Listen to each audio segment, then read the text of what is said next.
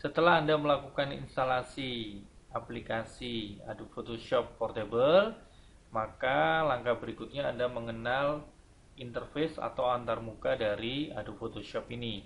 Kita mulai dari menu. Jadi pada bagian menu ada file, kemudian ada edit, ada image, layer, type, select, sampai dengan help. Untuk file, menu file itu digunakan untuk yang pertama, contoh di sini adalah memulai lembar kerja baru atau new. Kemudian bila Anda ingin membuka gambar atau lembar kerja atau project yang sudah Anda buat sebelumnya, Anda bisa menggunakan tombol open.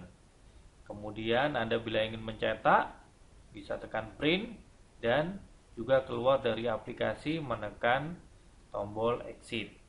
Kemudian untuk menu edit itu berhubungan dengan, contoh di sini ada undo, ada step forward, ada step backward. Ini berhubungan dengan history. Jadi misalkan dari lembar kerja yang sudah Anda buat pertama kali itu sudah ada 20 langkah. Jika Anda ingin melakukan pembatalan, undo, bisa melalui menu edit. Atau bila Anda ingin berpindah ke history yang pertama atau yang ke-10, Anda bisa melakukannya lewat step forward atau step backward. Kemudian bila Anda menginginkan cut, copy, paste, itu melalui tombol atau menu edit. Termasuk juga untuk melakukan proses transform. Demikian halnya jika Anda ingin melakukan perubahan preferences dari lingkungan Adobe Photoshop. Contoh misalkan unit yang Anda gunakan, misalkan dari cm, menggunakan inci, itu Anda bisa lakukan lewat preferences pada menu. Kemudian untuk image, itu bila Anda ingin melakukan perubahan untuk modenya, misalkan dari RGB ke CMYK atau ke index color. Kemudian Anda ingin merubah image size, jadi ukuran gambar, bisa melalui menu image. Termasuk halnya untuk merubah canvas size dari lembar kerja yang Anda buat. Kemudian untuk yang menu layer itu berhubungan dengan layer-layer atau lembar kerja transparan yang ada pada bagian ini, layer. Jadi semua pengaturannya melalui layer. Kemudian type itu berhubungan dengan font yang kita gunakan. Jadi Anda kalau ingin mengolah tulisan itu lewat type. Kemudian untuk seleksi itu melalui menu select. Jadi mulai dari pemilihan select all, kemudian melakukan deselect atau inverse, ya. Melakukan inverse dari seleksi yang kita buat, misalkan dari yang bagian dalam, kemudian Anda inverse, maka yang terpilih bagian luar, itu melalui inverse seperti ini.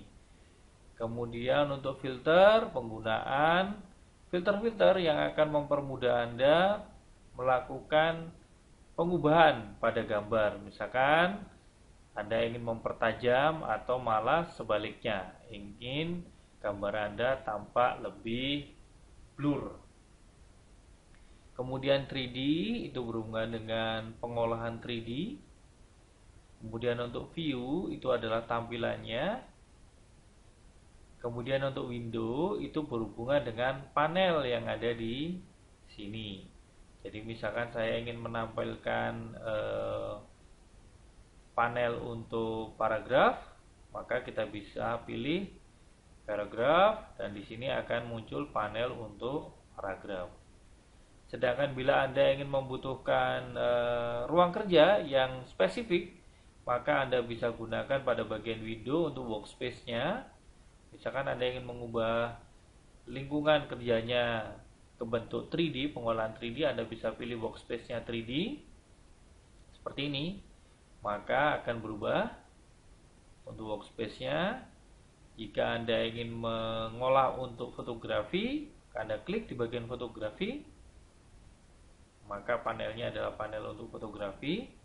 Sedangkan jika Anda ingin mengembalikan ke bentuk semula, Anda bisa tekan essential atau default.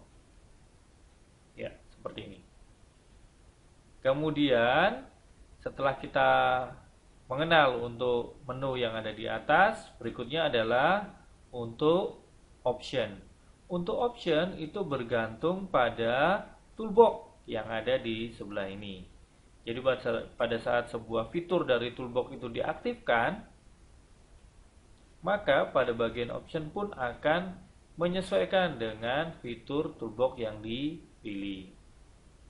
Contoh seperti ini dan seperti ini.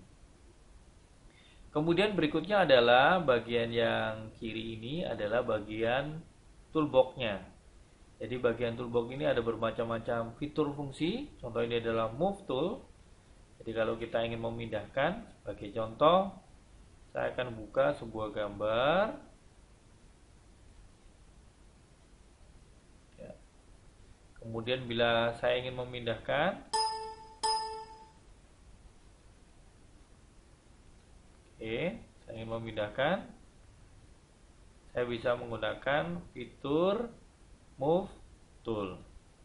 Kemudian untuk yang seleksi, jika saya ingin memilih bagian tertentu dari sebuah gambar, saya bisa menggunakan fitur elliptical marquee tool. Itu untuk yang bentuk lingkaran. Anda perhatikan di sini ada segitiga. Itu kalau diklik, maka akan ada fitur tambahan dari seleksi ini. Jadi yang sebelumnya bentuknya lingkaran, kita bisa pilih juga dalam bentuk kotak. Jadi seperti ini. Kemudian yang bagian bawah ini untuk seleksi yang lebih fleksibel. Jadi ini adalah lasso tool. Contoh misalkan kita akan pilih bagian tertentu dari gambar seperti ini. Atau kita juga bisa menggunakan magnetic lasso tool. Jadi kalau kita ingin menyeleksi misalkan gambar yang ini,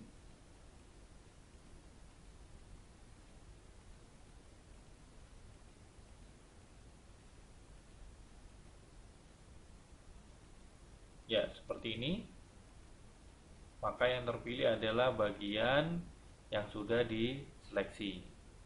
Kemudian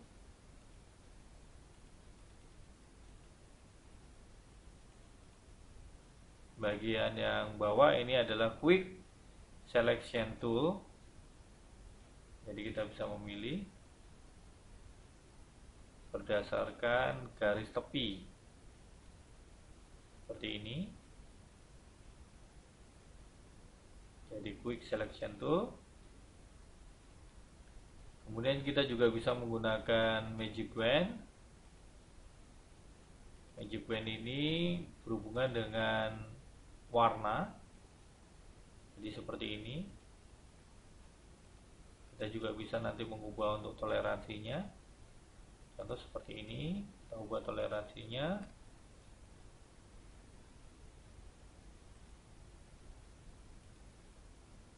Atau menjadi lebih besar. Seperti ini. Dan kita bisa tambahkan dengan menekan tombol plus untuk area seleksi yang kita inginkan. Contoh seperti ini.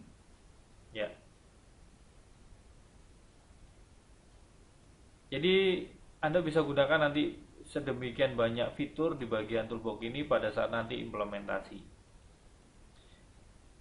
Saya teringat di bagian toolbox ini ada tanda panah ke kanan 2 ini. Anda bisa mengubah tampilan toolboxnya menjadi seperti ini atau seperti ini, atau Anda bisa melepasnya dengan mengarahkan ke bagian ini supaya lembar kerja Anda menjadi makin fleksibel.